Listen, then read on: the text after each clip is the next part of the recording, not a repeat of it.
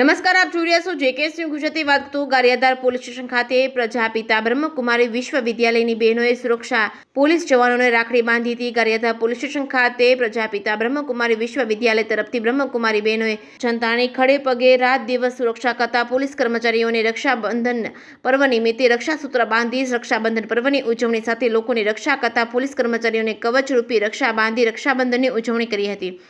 જેકે news Gujarati સાથે અશોક ચૌહાણ, ગારિયાધાર.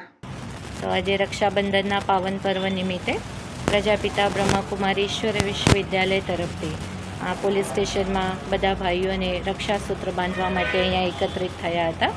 તો વાસ્તવમાં રક્ષાબંધનનું જે રહસ્ય છે કે આમ તો બહેન ભાઈને રાખડી બાંધે છે અને ભાઈ એને રક્ષાનું વચન આપે છે, પરંતુ વાસ્તવમાં અત્યારના સમયમાં રક્ષા ખાલી માત્ર બહેનને જરૂરી છે એવું નથી, પણ ભાઈ અને બહેન દરેકને અત્યારે રક્ષાની જરૂર છે. અને આપણા સાચા રક્ષક તો એ પરમપિતા પરમાત્મા છે.